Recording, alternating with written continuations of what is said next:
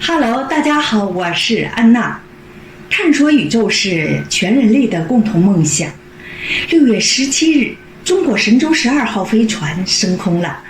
6个多小时后，它就与中国空间站天河号核心舱对接了。人类最伟大的成果——中国空间站诞生了。这个中国空间站将成为造福全人类的太空实验室。很多朋友会说，早就有国际空间站了吗？不错，今天我就来聊一下中国空间站和国际空间站都什么样。人类目前拥有的2座在轨运行的空间站是国际空间站和中国空间站。太空探索就是国家实力的交锋。目前有能力进行载人航天发射的仅有中国、美国和俄罗斯。长期以来，美国在太空探索上处于领先的地位，如今中国是迎头赶上。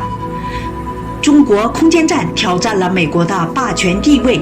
面对中国空间站的出现，美国已经不再淡定，因为2024年国际空间站将会退役，届时中国的空间站将会是全球唯一一个正常运行的空间站。我们先来看看国际空间站什么样。国际空间站是由美国和俄罗斯主导的16个国家共同建造、运行和使用的。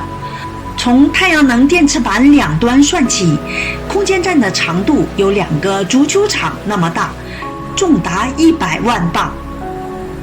太阳能电池面积超过1英亩。国际空间站如此之大，以至于没有一个火箭可以直接把它送上轨道，取而代之的是，它是被一块一块组装而成的。它以每小时28000千米的速度在太空中飞驰。国际空间站内部有如一栋6间卧室的房子，超过航天飞机内部面积10倍以上。在早年只有3名宇航员时，空间更显宽敞，他们整日都不用撞到对方，除了在用餐时间，而且当他划过你头顶时，你可以在夜空中看到他的身影。空间站是一项联合任务，半数美国人，半数俄国人，每个国家各自管理自己的那一半事务。美国侧包含有加拿大、日本和欧洲的设备，通常还有来自这些地方的宇航员。空间站的导航和基础设施操作是共享和互相分担的，指挥官则在美国人和俄国人中间轮替。俄国人和美国人在工作期间通常待在自己国家的区域，但是在用餐时间和休息时间会互相碰面。20多年来的运转，国际空间站完成了数不清的科学实验，它的特殊环境也促使了生物学和生物技术、物理科学、科学空间和基础物理人体研究和地球科学等多方面技术的快速进步，成为一个独一无二的科研平台。在全球10多个国家共同合作完成的空间站，目前已经即将完成使命。如果得不到维修的话，极有可能在2024年结束运行。下面我们来看看中国空间站什么样。这是中国空间站。中国太空站的发展的艰辛历程起源于美国不让中国参与国际太空站。2011年，美国国会正式禁止了 NASA 与中国政府间的所有科学活动和技术交流，但不到半年后，中国的第一座空间实验室天宫1号依然成功地进入了太空。这座空间实验室却无法让宇航员长期停留，难以进行物资和推进剂的补给。10年后，2021年4月，中国天宫2号完全完成了天宫1号留下的光荣使命。到了天宫3号，除了依靠载人飞船，还能完成货运飞船的完成登记。宇航员的单次停留时间跃升到30天之多，成功实现了中期驻留。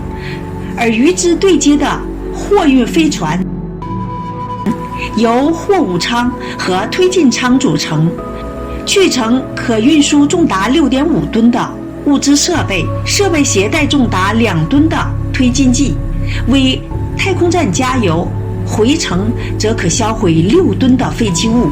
这座空间站以天河核心舱为中心，后端对接货运飞船，前端设置节点舱，并通过机接臂在节点舱的左右两侧对接。梦天与问天2座实验场，而节点舱的前端和底端可连接载人飞船，顶端则用于航天员的出舱，最终如同搭积木一般形成一个阶梯结构。这座空间站外部有铝合金缓冲屏和各项纤维填充层层层保护，以削减撞击物带来的损伤。而它的内部氧气、二氧化碳、饮用水、尿液和推进剂之间更能实现循环转化，为航天员提供安全长期的生存环境。这座空间站尽管其最大重量还不到国际空间站的一半，但拥有更高的空间，更创新性的与一座搭乘空间望远镜的巡天号光学舱共轨飞行。这座口径达2米的望远镜不仅拥有媲美哈弗望远镜的分辨率，更有超过其300倍的视野范围，既能巡天又能查地，与空间站的组合也方便了后期的维修与管理。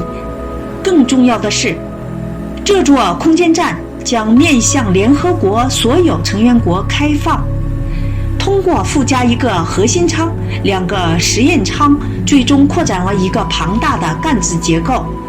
如果国际空间站停止运行，中国天宫将成为太空中唯一运行的空间站，人类的载人航天史也将正式进入天宫时代。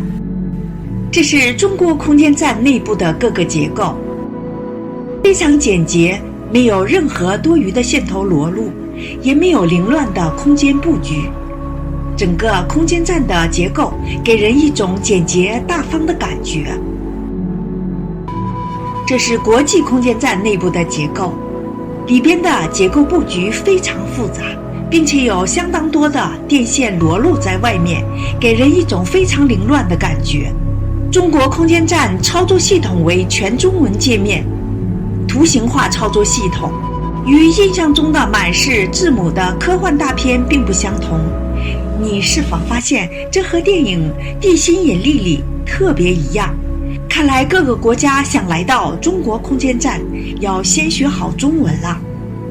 英国广播电台 BBC 发布了一篇文章，题为《为什么欧洲的宇航员都在学习中文》。文章爆料，在轨运行的国际空间站由美国宇航局主导建造，最早将于2024年退役。欧洲宇航员正在努力学中文，因为想去中国空间站。浩瀚的宇宙往往给予人们神秘的色彩，地球上的人绝大部分都不可能进入太空，但几乎所有人都想知道太空是什么样子。我们人类常问，我们从哪里来，要到哪里去？